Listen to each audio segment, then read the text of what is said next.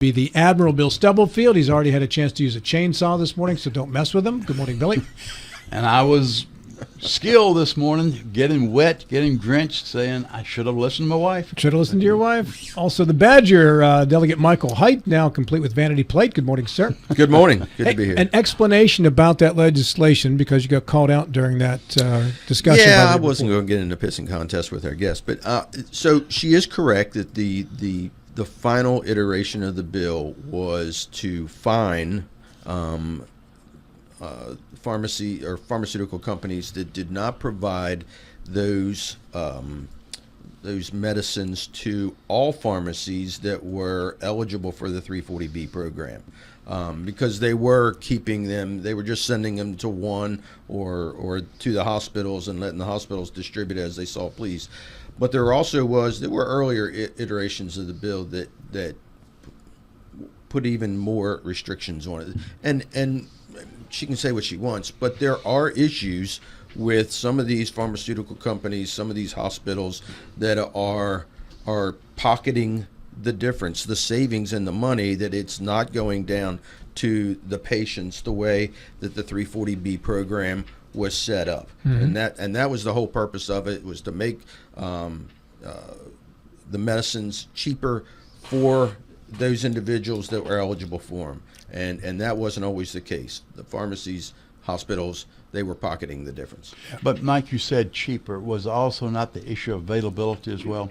Well, yeah, and that's what the final iteration of the bill tackled. It was the availability. So if you don't give it to a pharmacy that's eligible for the 340B program, then there are fines, and that's what the final bill does. It fines the pharmaceutical companies for not providing those medicines to these pharmacies, and quite hefty fines as well.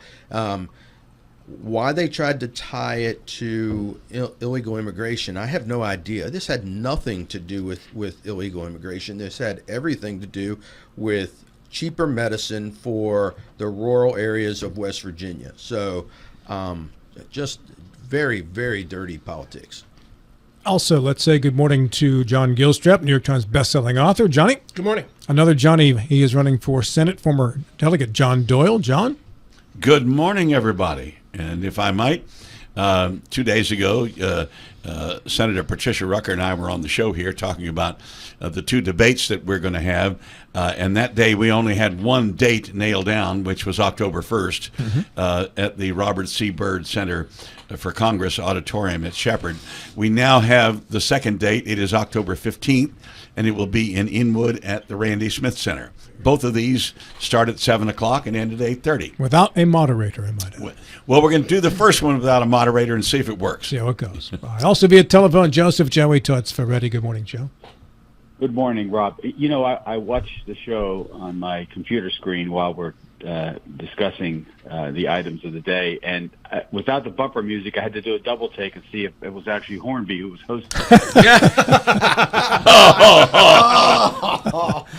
Yes, and I wear that. I do.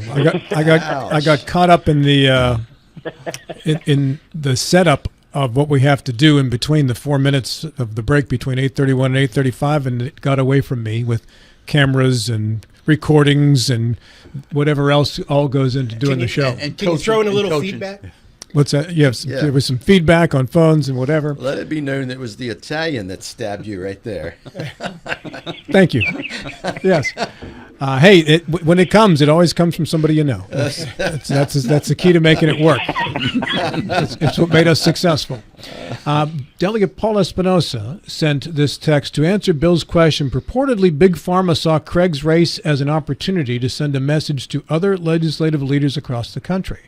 They correctly surmised that $400,000 could take down a Senate president and send a powerful message. There's also speculation that the consulting firm that your guest referenced viewed this as an opportunity to demonstrate how they could effectively impact races even based on manufactured issues. That's from Delegate Paul Espinosa. Frightening. Yeah. It's kind of interesting, right? And apologies for the first part of that segment was kind of rocky. I did a horrible job setting the reporter up to hit the ground running and rock that interview. So, but she bailed me out about 10 minutes in after she put Mike Height in his place. She picked up some momentum, and I thought she killed it after that. She was phenomenal. Turned off her alarm. So, bad hosting on my part. So we have the Friday Five, and before we get to that, we have our go a little something like this. Hit it. week in review. Now the week has flown by since the Friday Five gathered in time, and that week we just spent brings us up to August 9. There's a lot to cover, as you can probably guess.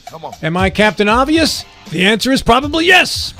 It was a full week of news, if you catch my drift, and that included placing a target on Taylor Swift. Seems that a plot was hatched to create a crisis with destruction inspired by loyalty to ISIS. Fortunately, that plot was thwarted before people got nervous. It's a good thing her security isn't provided by our Secret Service.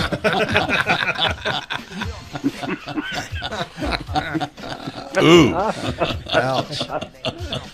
Some of us are still watching the Olympics from Paris, France. Did you know you can win a medal if you know how to breakdance? I thought breakdancing was an 80s thing, didn't you? Surely you remember Turbo and Ozone from Breakin' to Electric Boogaloo. The 80s, the time of Reagan, the Cold War, and dinner at Spago. We sent Rocky to Russia to fight Ivan Drago. But I digress before I get lost in the distant past. There's enough going on now to keep you aghast. Kamala Harris has finally filled her running mate quota by selecting Tim Walz, the governor of Minnesota. He and Harris hit the campaign trail with 36 million more and were rolling until J.D. Vance accused the governor of valor that was stolen. To the surprise of many, Trump and Harris have agreed to debate, so pull up a chair September 10 on ABC and don't be late.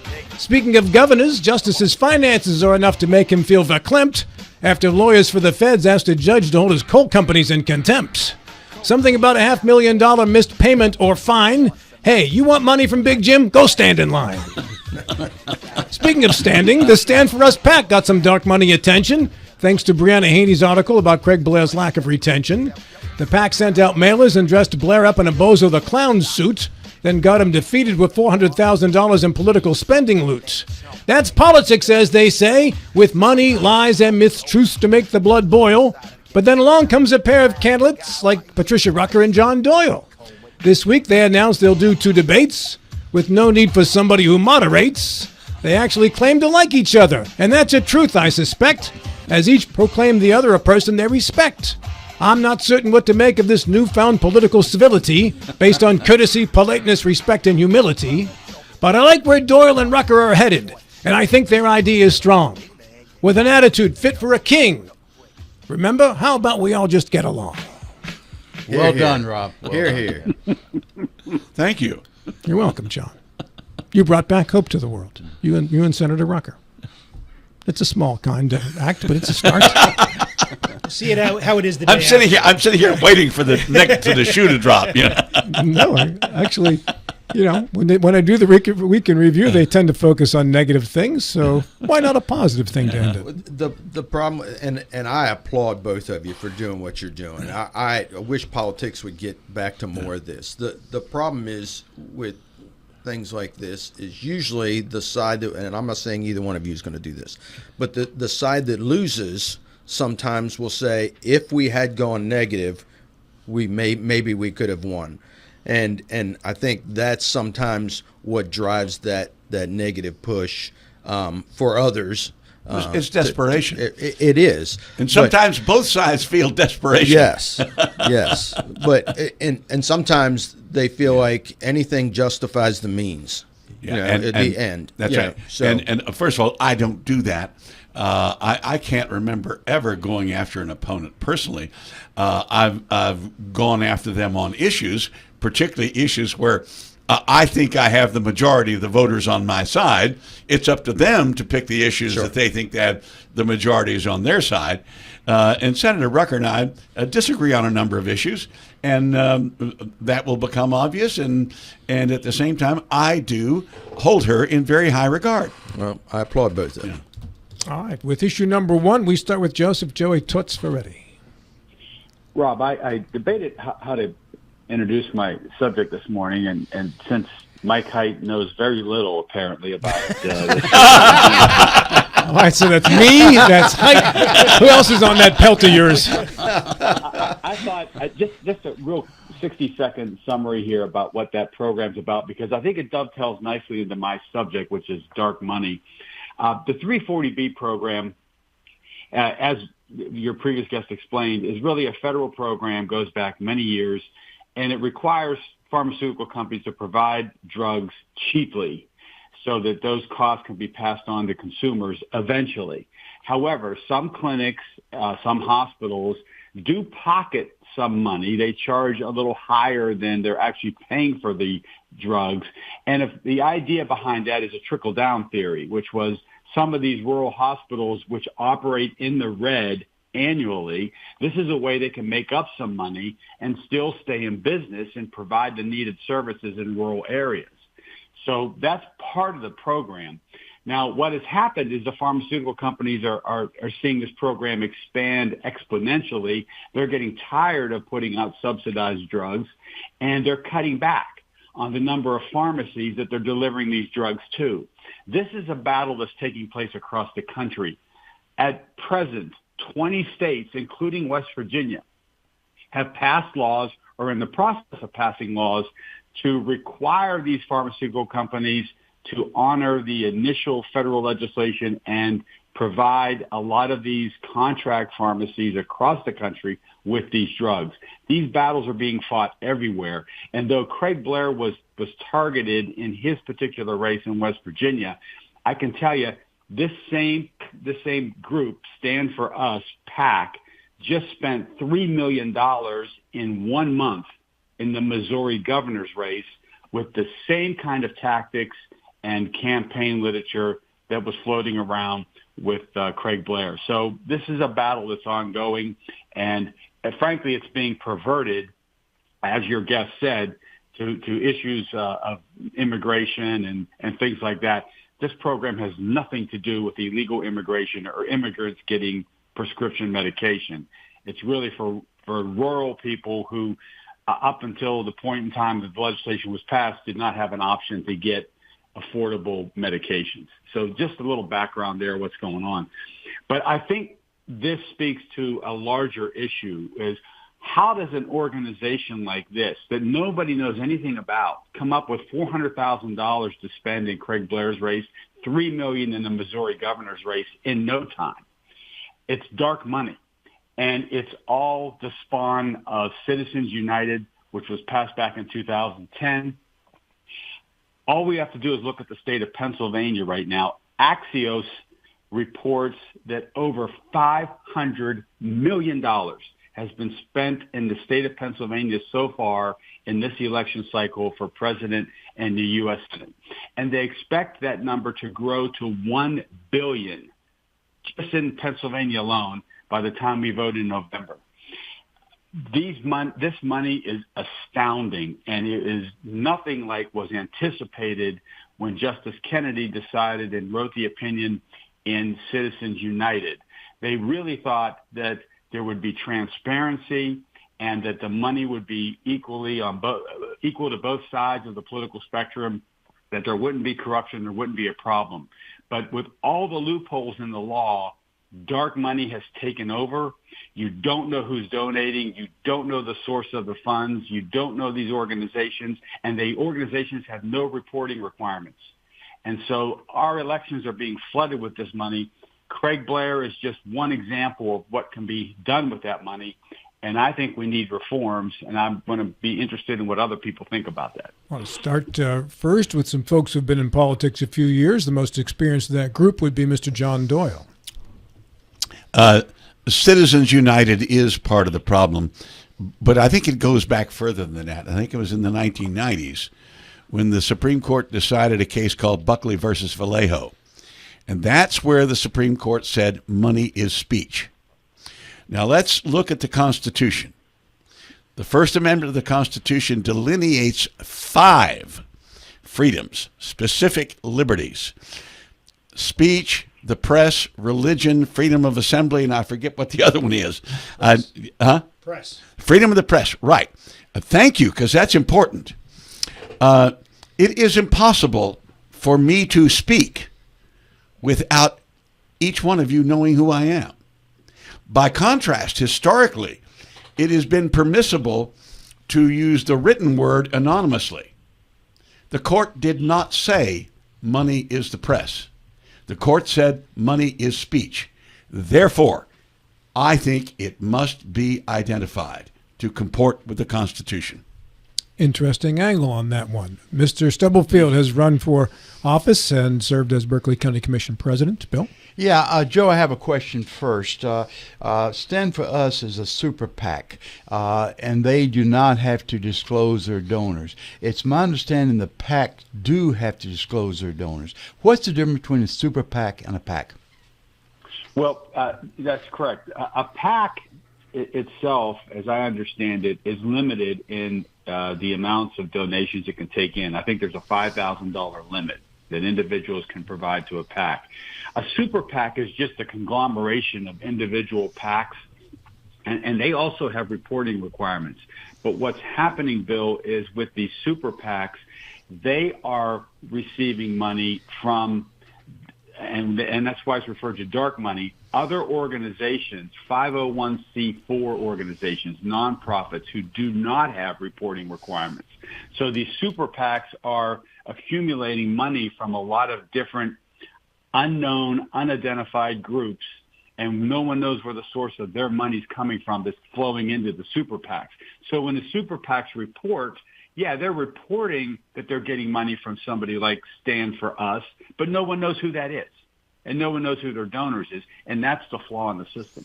And Chris on our Facebook page said the supermajority allows this, though now we're complaining about it. These are federal election laws. This is not the state of West Virginia's election law. These flow from the federal government and the Supreme Court decisions on it. So I just want to clarify that this is not the West Virginia legislature that made that ruling. That was the U.S. Supreme Court. An extension of that, then, what do our legislators can they do to prevent this from happening again? We just happen to have a legislator in the room, Mr. Hunt. The Badger. Yeah, I'm not sure what the state of West Virginia legislature can do about this. I mean, we can try to implement laws in the state of West Virginia. I think one of the problems here is... But they have to comply with the Supreme Court's ruling. Absolutely, they do. I think one of the problems here is we have laws that deal with slander and libel. And for some reason, when you get into the political spectrum, they're exempt or they're just not applicable in politics. So you can say whatever you want and about whoever you want without repercussions. And if there's going to be reforms, I think that needs to be part of the reforms, because until you take groups like this to court and sue them and make it monetarily hurt, or even put some of these people in jail for what they're doing, you'll never change any of this. But can you do that, Mike? Well, that's why I say there has to be reforms to the slander and libel laws. Why is it okay to slander or libel a politician, but not just a regular citizen? I have no idea, and we see that in politics all the time. So, this group who put out this message, and it was completely false, but yet there's nothing you can do about it when the message that they're sending is misinformation or just an outright lie. Mr. Gilstrap. What really concerns me about all of this is the cynical underpinnings of all of it. We've normalized lying in our society. We've become very casual about presenting untruths, and we only get concerned about it is when it cuts against our guy, our candidate. And this really, it bothers me greatly. We're burying the lead a little bit in this particular case in the 400,000 that was dumped in the last 4 weeks against Craig Blair.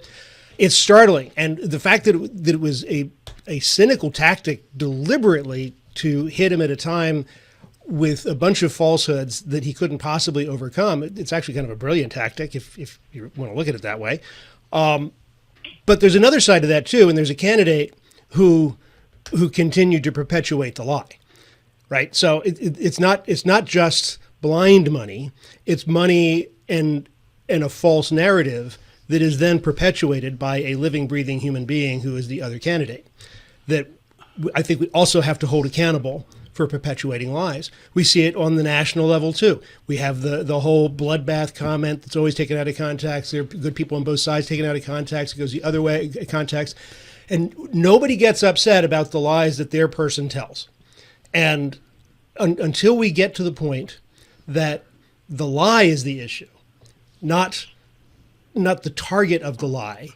And I don't know how to get that genie back in the bottle, but therein lies the problem with the dark money and everything else, I think. But you said that Tom Willis kind of perpetuated it, took advantage of it. I know he did very early. There were 3 candidates in that race, remember? 3 candidates, yeah. I know Willis did take Blair to task very early over, I think, a transgender issue, but I don't remember anything else. What did Willis do something in conjunction with this Stand For Us money, or do you know, John? I don't know anything specifically, no, but I certainly don't remember anybody saying, "Whoa, no, this isn't true." Well, Willis would not be permitted to do anything in conjunction with a PAC. As a candidate, you cannot coordinate with a PAC. John, you were about to say? Yeah, I wanted to address an important point that Mike Haidt made about the difficulty that if you are a candidate and you were accused of something that you didn't do, what is your recourse? You can.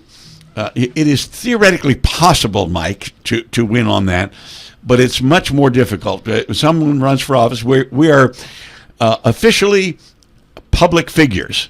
And if you're a public figure, the standard is much, much higher to be able to get to prove that somebody libeled you or slandered you. I remember a case back in 1968, and it was the governor's race in West Virginia. When Arch Moore was elected, the Democratic nominee was a guy named Jim Sprouse. And the Charleston Daily Mail, this is back when there were 2 separate papers in Charleston, the Charleston Daily Mail published something about his background.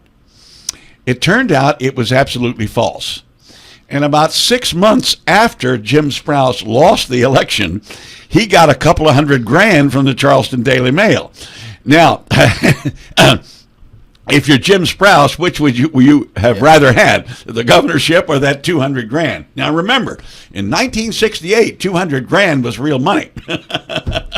But I remember that. That's it. The standard is really, really high, but sometimes candidates who are slandered or libeled are able to, maybe years later, come out ahead. But why is that, John? Why is the standard so much higher? I don't know, Mike. I don't know, Mike. It's just always that has been the case in I think it goes back to English common law. And it's not just politicians; it is public figures. Any public That's figure, how you right. have paparazzi. That's how you have the gossip columnists and all of that. And a lot of that's because I think, especially on the entertainment business side, my part of the world, is a lot of the lies are perpetuated by publicists who want to get it out there. And so how do you hold one versus the other? That's just my guess. I don't know if that's the case. But in the absence of some legislation defining and controlling slander, are we not on a downward spiral, just going to get worse and worse and worse? But we have the laws are there. I just don't know why we have a different standard for public figures, and we shouldn't. If you're slandering or libeling a public figure, it should be just the same as anybody else. And there should be consequences for it. And because we have a higher standard, it sort of opens the floodgates for things like this, where people just do whatever they want without any recourse at all. So there's really nothing you can do about it. And I'm not going to disparage Mr. Willis at all. He had nothing to do with this PAC when they dumped $400,000. He had no idea. I believe that this was just an attempt to get Craig Blair out. And Joe, it comes back to you for the final 60 seconds. Well, a couple things, Rob. You asked the previous guest, who are these people and what are their sources of income and money, and of course, there's no answer to that. And I think we always kind of filter what we hear and see based upon what's the source of this information, right? We'd like to know where it's coming from, who's paying for this. That helps us go through some of this the more nefarious accusations that are made in these campaigns and figure out if there's any validity or not, or what weight to attach to that. So there needs to be more disclosure laws in terms of how some of these groups are getting their money. And I think in terms of dealing with the outright slander or libel that takes place with some of our candidates, and we've seen that in other races in the Eastern Panhandle, I'd like to see the legislature look at the truth in advertising laws that the FTC, the Federal Trade Commission, has, which governs how you advertise products and what claims you can make. I think something analogous like that would help in some of these campaigns, perhaps, if the state legislatures could pass something with a similar type of restriction in terms of what can be said in these campaigns. Joe, thank you very much. Appreciate it. Good kickoff to the segment. Admiral, you're on the clock. It is 9 o'clock. This is Talk Radio, WNR Martinsburg and TV 10. We are produced by the Sports Doctor, Colin McLaughlin, as the Friday Five is convened with Joseph Joey Torts Ferretti via telephone, John Doyle, Michael Height, John Gilstrap, and with issue number 2, the Admiral, two-star Billy Stubblefield. Rob, last session we talked about dark money. Let's shift to something that we all see every day, and that's our public display of our politicians. Recently, the Harris selected her vice president nominee, Tim Welts. Trump and Vance have been very public. It apparently, at least it appears, that both Harris and Trump doubled down to their base by selecting someone. In the case of Vance, that was that the MAGA unit, the conservative unit, were very, very, very thrilled over. The same thing could be said with Harris and Welts, with the progressive unit. We know, though, however, that it's that the election is going to be determined not by the base, but by something like 35 to 40 counties in certain swing states. The question to my colleagues is, of these two candidates, and both parties have been very hard, very active in trying to paint the vice president. Both the Republicans have been very active. The Democrats have been equally active in trying to paint the Welch before, because right now he's virtually unknown to many. The Democratic National Convention will help the Democrats. The Republicans will continue to chip away and try to paint Welch the way they want it to be viewed. Waltz. Okay, Waltz, sorry. Yeah. And my question is, how will the undecideds play to this? There's an undertone of this as well, and that's a tone of the two campaigns. One is built upon hope. The other one is built upon fear. How will these play out? So that's the question. Mr. Gilstrap, let me begin with you. And do you believe also Bill's premise that one is built on hope and one is built on fear? No. Okay. Take your time. Elaborate. Doesn't have to be a one-word answer. How can you say that, John?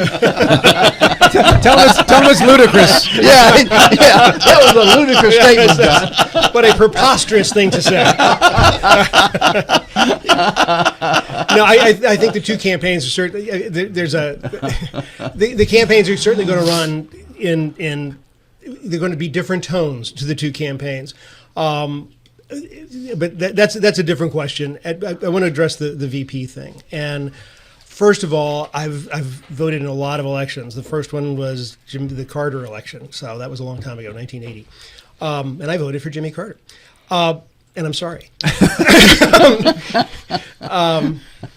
So the vice president has never influenced my vote at all, and I don't think they play a big part outside of the initial news cycle. I think it gives fodder for during the election cycle. It's a reason to pick at the other candidate.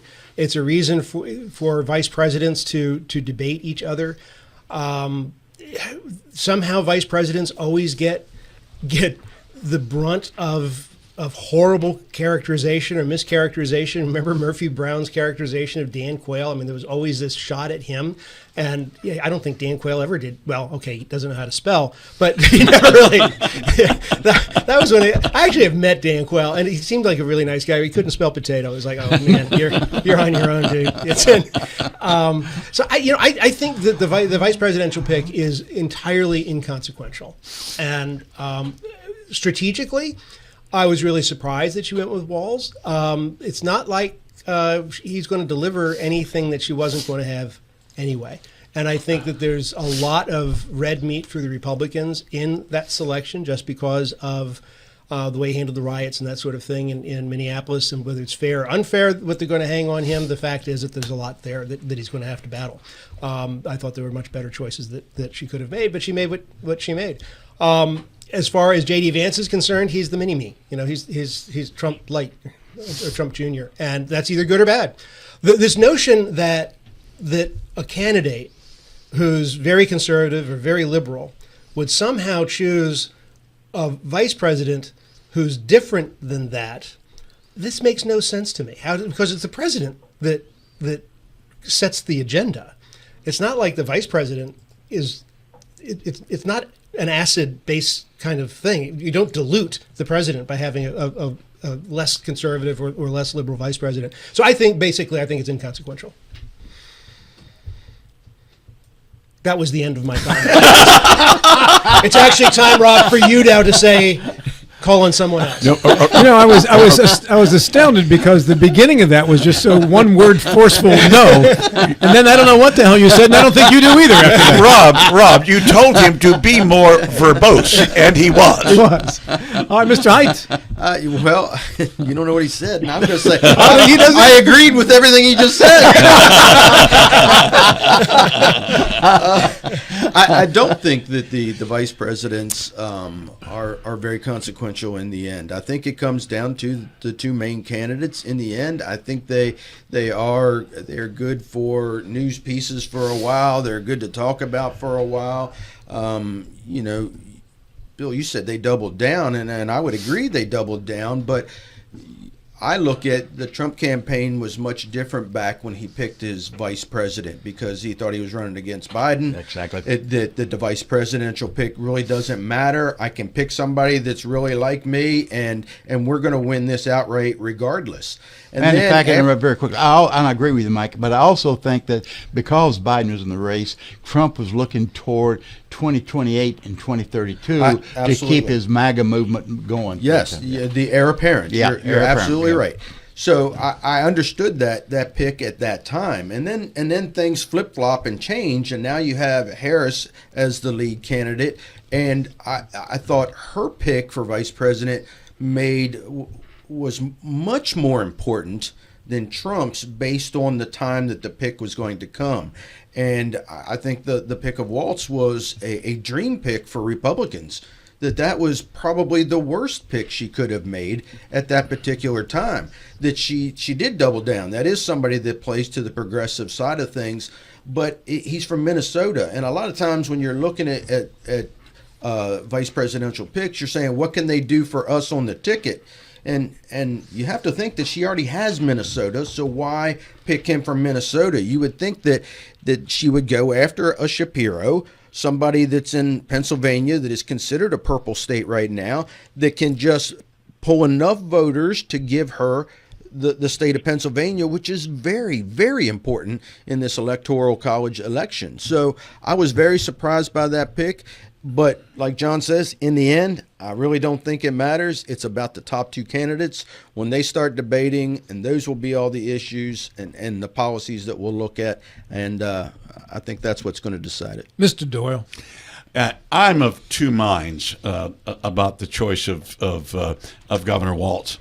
I do think that Harris missed an opportunity to grab a little bit of the center in this sense. And I agree with John Gilstrap that in terms of geography, these picks have never made any sense at all. The last time it happened was when Lyndon Johnson gave John F. Kennedy Texas and made John F. Kennedy president. It has not happened. Ever since then, no vice presidential pick has given the presidential nominee a state. I do think, though, there are occasions where a presidential nominee with a weakness in a particular policy area can minimize that weakness by the choice of a vice president. And I think that Harris missed an opportunity by not picking Mark Kelly, because I think Harris's biggest weakness, and any Democratic nominee's biggest weakness in this election, is immigration.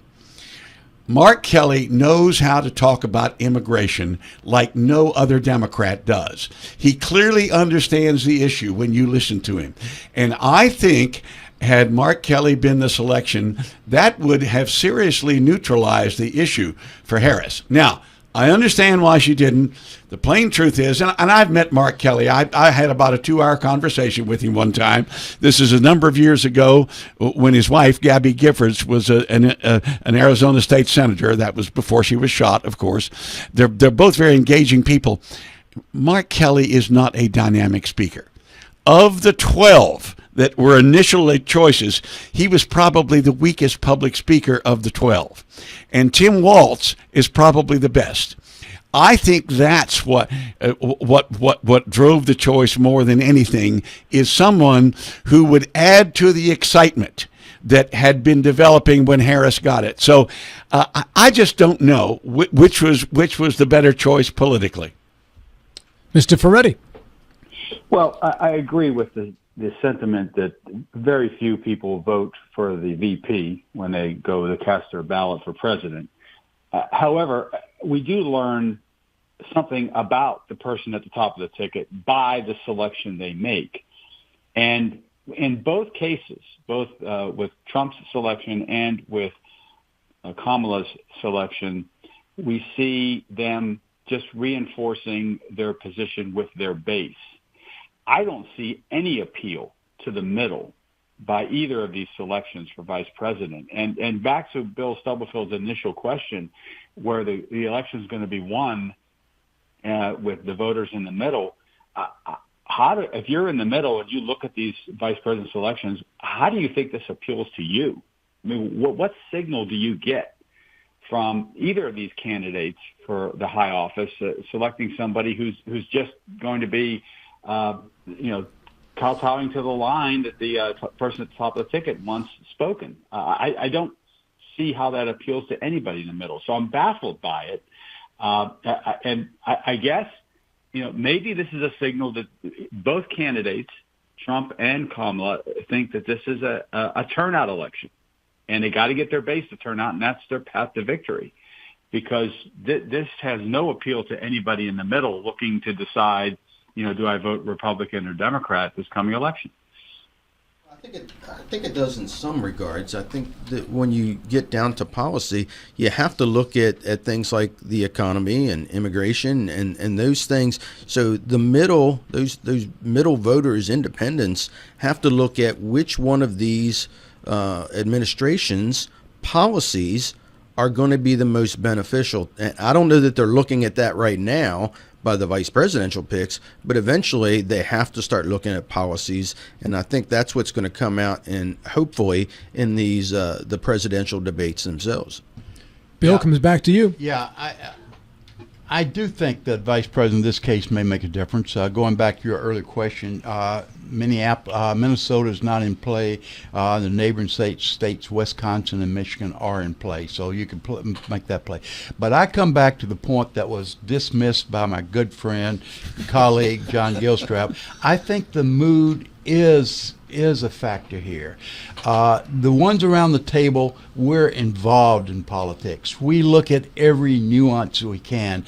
Issues are important to us, and we're going to make and reject a candidate based upon how close the issues are to our thinking. There's a lot of folks in this country that are not as involved as what we are. The polls have recently shown that the young folks are more engaged now than they have been for the last few years. And they're tying that back to the enthusiasm they're seeing in the Harris-Walz race. Now, will that hold? I don't know. It may be a bubble. It may burst. I don't know. But right now, the polls are showing a high level of enthusiasm that comes back, I think, to the mood that's being demonstrated at the early stages of the rallies. When Bill says my good friend John Gilstrap, does anybody else here bless his heart?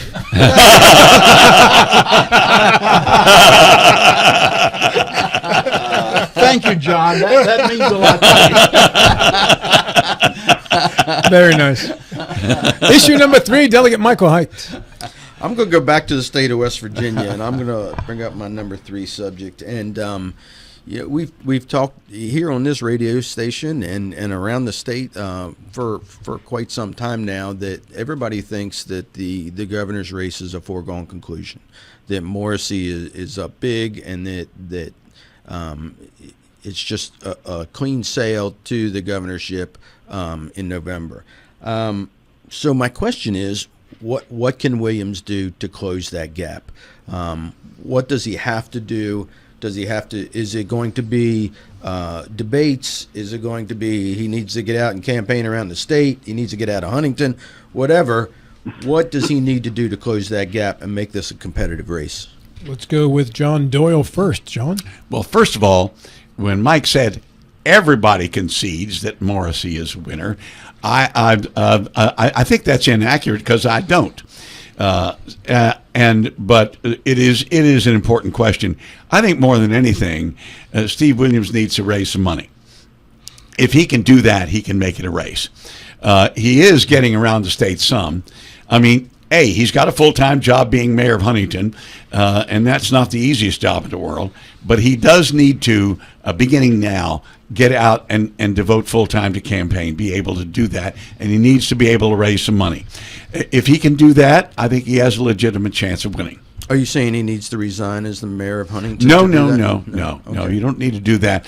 But if he has been able over the last several months to put things in place in Huntington so that he can basically run the city from the campaign trail, which a lot of people are able to do. The same thing is true with Glenn Elliott running against Jim Justice because he's mayor of Wheeling. People have been able to hold one office and run for another one. Sure. While they're able to do that. I mean, Tim Walz has to be able to be governor of Minnesota and still run for vice president. His name's Welch, John. It's Welch. Well, first I heard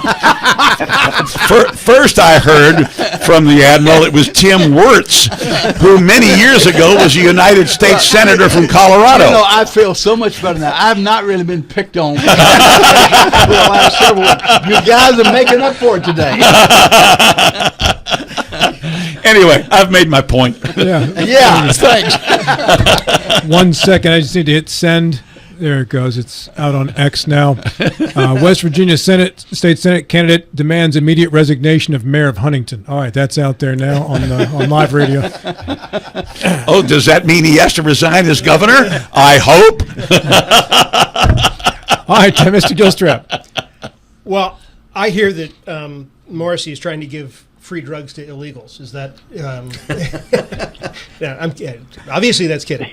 I'll be honest with you. I probably need to pass on this one. I don't know enough about the internal politics of West Virginia to even to take a vote on this. Other than that, as I understand from my dear friend Bill Stubblefield, and bless your heart. that people ultimately vote for the D or the R, and I think it's a big step for people who are dedicated to the R to cross over and vote for the D. Mr. Ferretti. What does Williams need to do? Well, I agree with John. He needs to raise more than $60,000 for his campaign, which is what his reporting shows last reporting cycle. Mm-hmm. Compare that to the millions that Morrissey has in his coffers. It's just not a fair fight. And you're not going to be able to get out across the state and campaign if you got $60,000. I recall not long ago a political consultant stating that at a minimum you had to have $250,000 to do a statewide campaign, and Williams is only a fourth of the way there, so he's got a lot of work to do just to have the ability to campaign. Tactic-wise, I think he has to seize on one or two issues and just pound on that constantly. Maybe education, because despite Republican efforts to try to help with the educational attainment issues in West Virginia, we're still statistically suffering terribly in terms of national averages. So pound on something like that, because you're not going to have the money to have a broad-based campaign. Just pick one or two issues and go with it and be consistent about it and have some prescriptions to fix the problems. I think that's his best shot But boy, he's up against the wall here with the lack of funding and the ability to get his message out.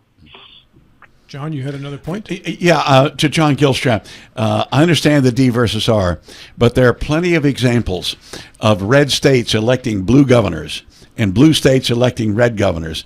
And there are political scientists. This is not true of U.S. Senate races.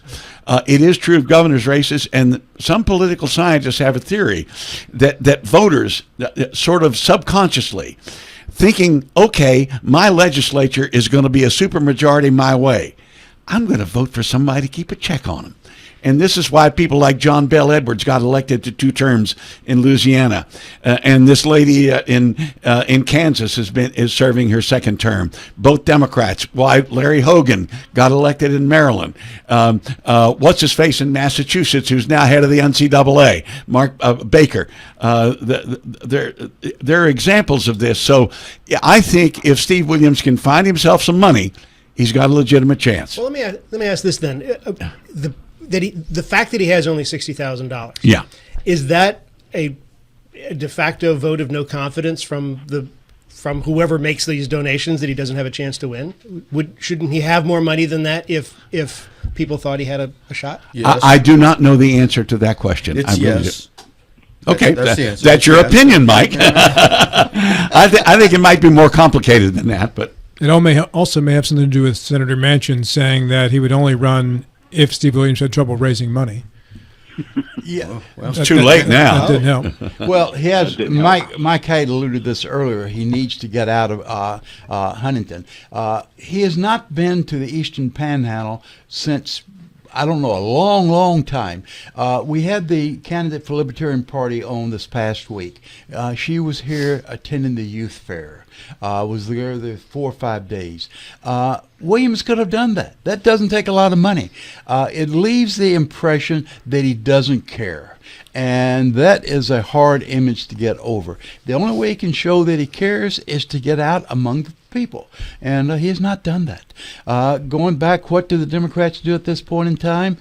I don't think it'll happen, but the only chance I think that they have of getting the governorship is for Williams to step aside and give the opportunity for Manchin to run. It's too late it's getting awful late to do that, but Williams has got to demonstrate he cares. He hasn't done it. Comes back to you, Michael. I would agree with that. He has to get out of Huntington, and you're right. He doesn't need $60,000 to come to the Eastern Panhandle and go to the youth fair or to the Jefferson County Fair or anything like that. You know, these are minimal spends that he could do to make a difference, and I would agree. I think he's. It's a foregone conclusion. He's just mailing it in right now. And the image is he does not care. I agree. Yeah.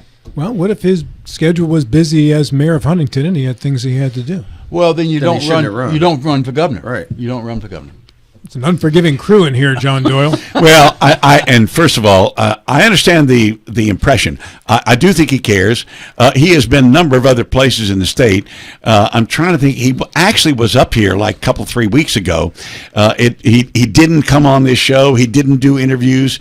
I do think that is part of the problem. I think whenever he goes someplace, he needs to make sure he gets to the news media, radio, TV, newspapers, that sort of stuff. I think they haven't been doing that, and that is something they need to start doing. Well, that's not a very smart politician. Yeah, who's running that campaign? Yeah.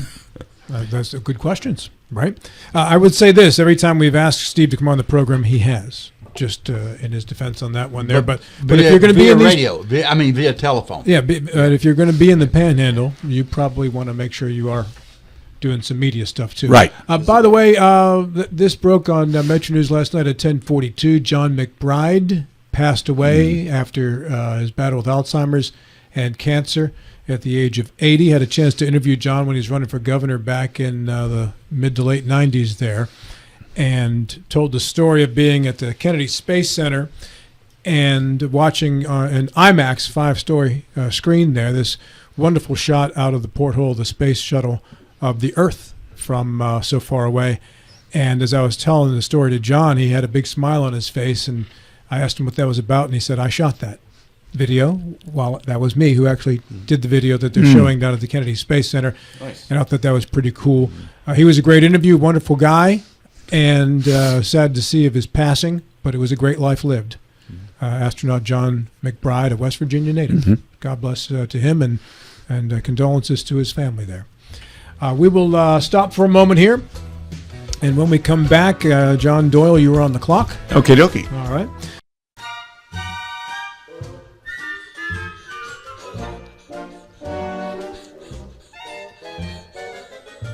Amanda Bierce, born this date, and 1958. Might remember the show Married with Children. She was Marcy, the next-door neighbor. This is the theme song to Married with Children, one of the original shows on the then-fledgling Fox television network back when they were only on about 3 days a week. And you had to get some tin foil, a hanger, hang out the window to be able to receive the channel at the time, back in the days of over-the-air TV. A couple of notes to pass along from Alert Berkeley. The 500 block of Hanshaw Road in Bunker Hill is closed due to high water. Also, the 2000 block of Douglas Grove Road in Martinsburg closed due to high water. And those are just two of many around the area, I'm sure. And how about continue? The Scrabble Road around Opecking Creek? Is that closed? That generally floods early. Yeah. Alert Berkeley has sent me the notification that the 500 block of Henshaw Road in Bunker Hill is closed. The 2000 block of Douglas Grove Road, Martinsburg, is closed due to high water. The media, the audience is most concerned about Scrabble because I've got to get home. Enough of your impudent questions, Admiral. Sir. Sir, yes. With all due respect. And bless your heart. Go back to debating the benefits of a vice president named Tim Wirtz or whatever his name is. Unforgiven, John. Unforgiven. Mr. Doyle with issue number 4. Yeah, before I get to that, Amanda Bierce, does she have any lineal connection to Ambrose Bierce? Do you know?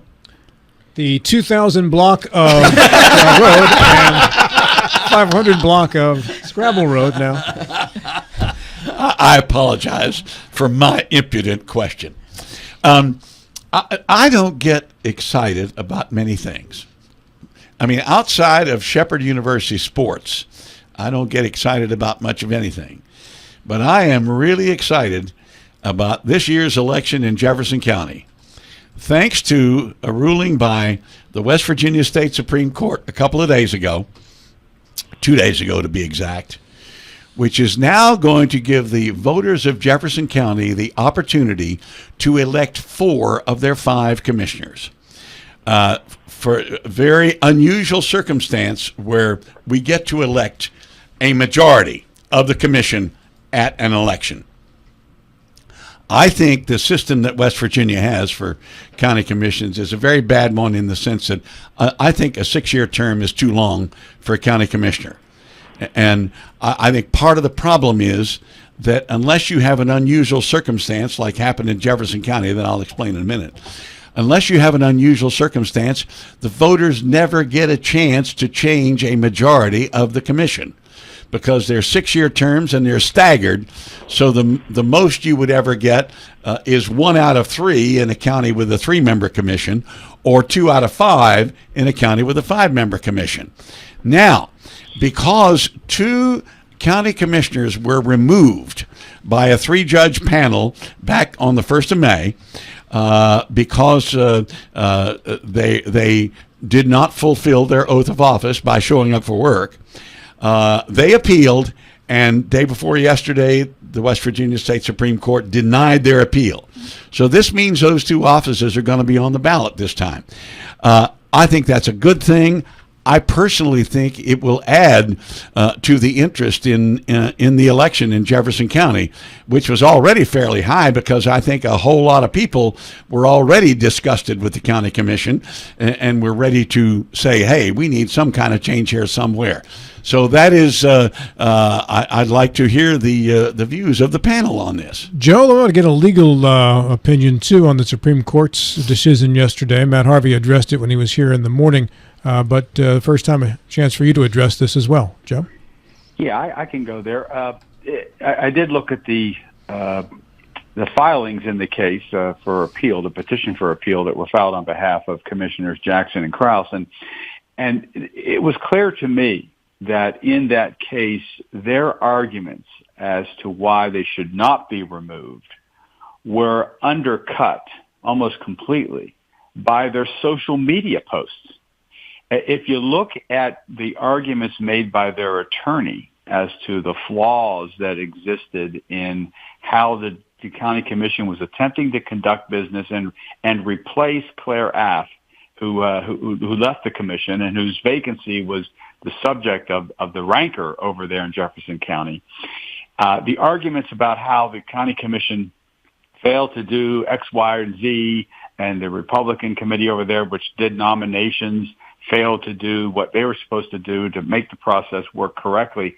Those arguments were completely undercut by the postings on Facebook and elsewhere by Krause and Jackson as to why they weren't showing up for work, which was they didn't think that the nominees that the Republican Executive Committee came up with were conservative enough or that they were rhinos. And so this pointed out to me a couple things. Number one, the power of social media posts in litigation. It really, sometimes it allows the courts to get to the real truth or the heart of the matter, because you're seeing what people are saying privately in their homes and broadcasting to others. Sometimes it's a real truth-telling.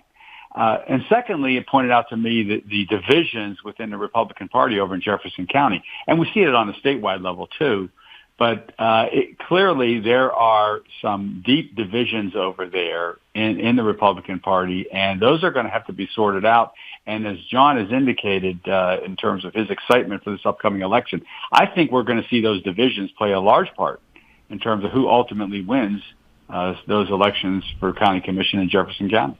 Mr. Height. I would agree. I think that's going to be a very interesting race. One of the interesting things about it, I don't think we know who all the candidates are right now that are going to run for those positions. And could it be Krause and Jackson again? Could they run for their own positions again after they're unseated? Especially Jackson, who just ran in the primary for a statewide race and got 30,000 votes, many of them coming from Jefferson County. So she still has a following over there. Could she be reelected to her own position? Technically, probably not, because the nominees are going to be picked by the executive committees of the parties. There's no time for a primary. Correct. I believe, and actually the Republican Executive Committee has already picked its two candidates. Pasha Mazdi, who now occupies the Charlestown seat, the one that was given up by Claire Ann Ath, is actually running for the Harpers Ferry seat.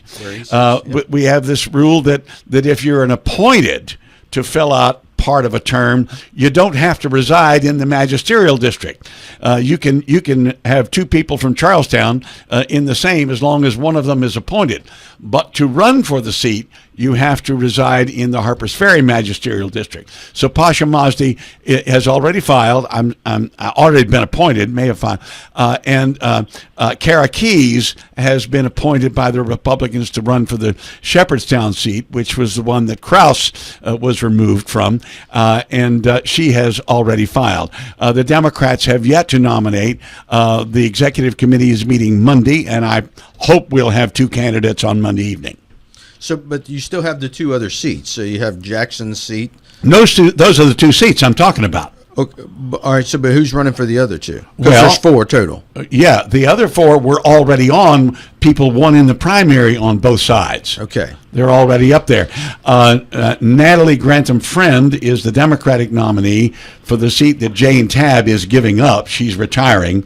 And Mike Mood is the Republican nominee. And then for the Charlestown seat, Jack Heffestay won the primary, the Republican primary, and James Walsh is the Democratic nominee. He was unopposed in the primary. Those two were already on the ballot.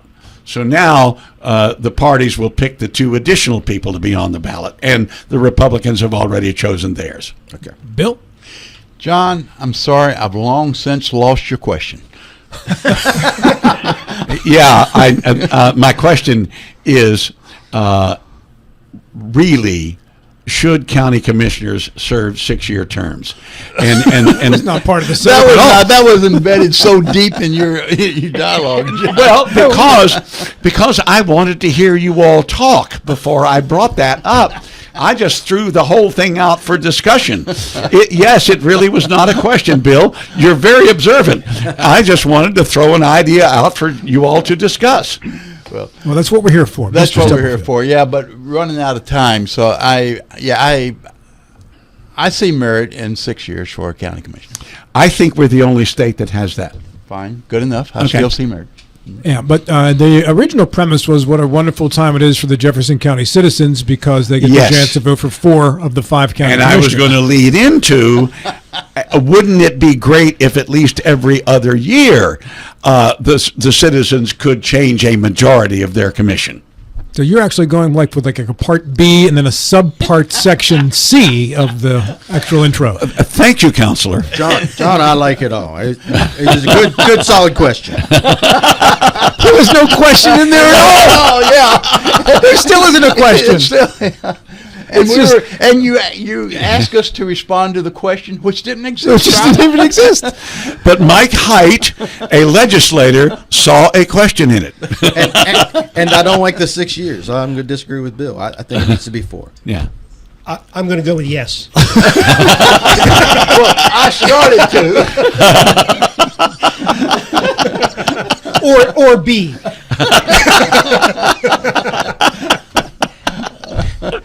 Some people see a problem and say, why? John Doe sees a problem and says, why? And a few other questions I got for it as well. I think if I lived in Jefferson County, I'd be praying that the crazy is over with and there'd be some sense of normalcy, and maybe the county would start making the news for the right reasons. And boy, I hope they found that $4 million that we lost. That's been located. Oh, that's didn't okay. find that, Yeah. yeah. That's been located. I want to do issue number 5, unless, John, you'd like to ask another question out of that. I think I'll give up. With issue number 5, New York Times bestselling author John Gilstrap. All right, we're short on time. I go. No, with we the- got plenty. You got 10 minutes. You got the full. Do I have 10 full minutes? vote. Okay. Oh, yeah. We will. Let's stipulate for the sake of argument that Governor Jim has some problems with his finances right now, and he owes a lot of people a lot of money, and he's going to be in court. There's a sales tax issue he's got to take care of. There are fines that he owes that he's being sued from his mines. I guess they're MSHA fines that he hasn't paid. Now he's got the auction for the Greenbrier at the end of this month. All of this is hitting him, and let's stipulate for the sake of argument that yes, he owes it all and that he's done bad things. Is the timing of all of this pure politics? Because it seems to me they could have called these notes 6 months ago, 8 months ago, or 2 years from now, but it's all happening right before it's close to the October surprise. So do you think there's a political motivation behind the timing for all of this happening? Joe Ferretti. Well, it would be a heck of a conspiracy of very diverse groups and entities to have this timed in this way. I mean, we're talking about banks like J.P. Morgan. We're talking about I think the Carter, whatever the name is, bank based in Virginia. There would be a heck of a coordination effort to bring all of this to fruition during his Senate campaign. But let me say this. Far be it from lawyers to not look at the calendar themselves and figure out when they can exert maximum leverage against a guy who owes a lot of people money. So, yeah, there's probably some lawyers who have timed their filings and their efforts to collect on this money to coincide with his Senate campaign, because that's the most leverage you can have, thinking that he would want to clear the deck and get these resolved so they don't become a campaign issue. So maybe the guy would actually sit down and scratch a check or two, if he's able, to pay some of these debts rather than have them bubble up in his Senate campaign. So sure, there's probably a few lawyers who have looked at the calendar and decided now was the time to act. But I think in large part, the timing is a lot of the governor's own doing, because he has filed motion after motion and lawsuit after lawsuit trying to stem the tide of a lot of these debts, tie them up in court. And frankly, some of the judges have just been fed up with it. I think some of the lawyers for justice have been lectured about frivolous defenses that they have offered in court. to these debts. So there's a lot going on here, John, but I would say maybe in part a little this has been timed, but a lot of it is the chickens coming home to roost. Mr. Height. I love that Joe is still such an idealist. The older I get, Bless his heart. bless his heart. The older I get, the more I realize there is no coincidence in politics. None. Okay? So to think for a second that this isn't timed perfectly to go against Jim Justice is to be naive. No offense, Joe. I just think it's being naive. And I say that because you talk about J.P. Morgan. Who runs J.P. Morgan? Jamie Dimon. What's Jamie Dimon do? Big donor to the left. And a big fan of Donald Trump. Okay, but not necessarily Jim Justice. When you're talking about Jim Justice, who could turn the tide in who wins the Senate and who runs the Senate, Jamie Dimon's going to err on the side of the blue. So when you look at all these things, I have a hard time believing that there isn't a sense of timing when it comes to politics. And when you're looking at somebody who right now is the presumptive favorite to win that Senate seat, to throw as much bad news at him as possible to give the Democratic nominee a chance. John? Actually, Mike, you don't disagree with Joe. Joe said it was timing. The difference is it was individual timing. Each of those lawyers saying, hey, now's the right time for my client. So just because there's timing doesn't mean there's a conspiracy.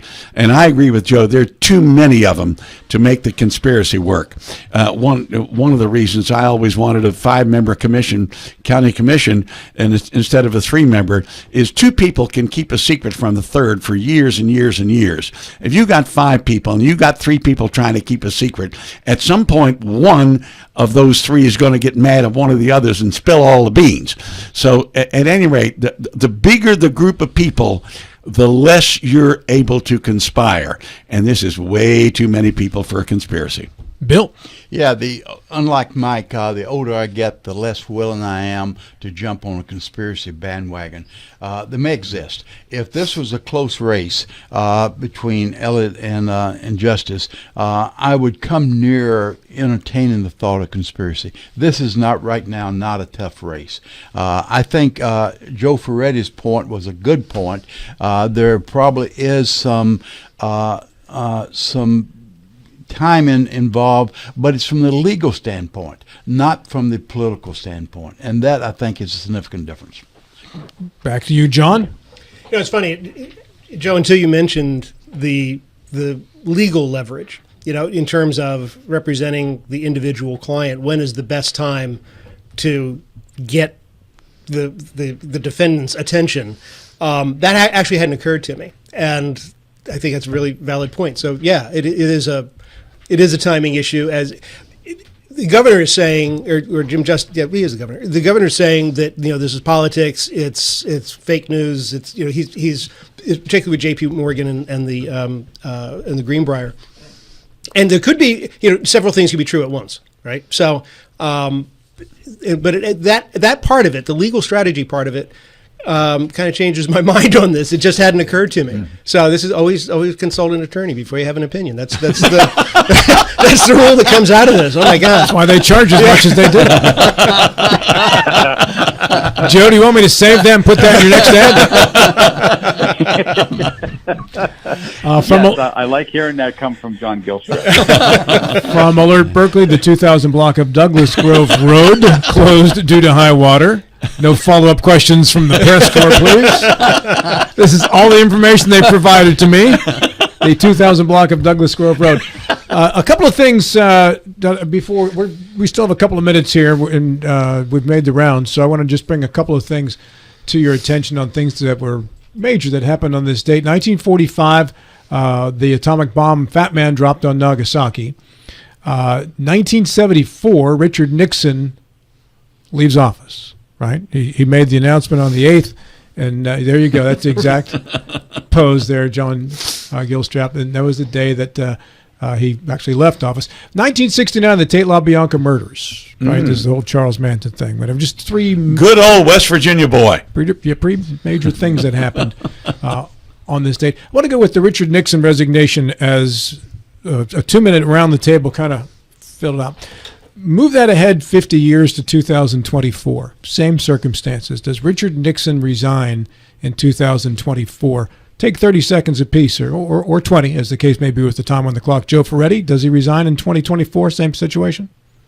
Excellent question, Rob, and I don't think he does. I think the strategy now is to tie everything up in court. Presidential powers, presidential immunity. If he has that in his pocket with the most recent Supreme Court decision, there's no way he steps down. John Doyle? No, he does not, because politics are now too tribal, much more so than they were 50 years ago. Bill? Yeah, 50 years or so ago. Well, let me back up. Today, party takes precedent over what should be done. In those days, I think the moral right took precedent over the party. John Gilstrap. If we're doing apples to apples and he was looking at no chance of surviving an impeachment vote, then yes, it would step down. I don't think you could get that kind of commitment from the House and Senate today. I agree. It's just, I don't think it is apples and apples. 50 years later, no. Because I'm asking you to take into everything in Then total, no. in your opinion here. Mike Height. No, I don't think he steps down. I think he just push it off as fake news, just like they do today, and nothing sticks. And we can impeach a president, but the Senate ultimately has to convict him. And so I think it does depend on who the Senate is controlled by the Senate. So there's some of that, but I don't. I think he pushes the narrative like they do today, where this is all political and it's a witch hunt and all that. So no, he stays in office. On that note, we do our final break here on the program, and we'll be back with final thoughts. That's me in the background there, too, so hold on. I need to mute that. I am hornbeating it up today, aren't I? Sorry, Mike. Just tuning in. No, you're not. That was brought up earlier in the show.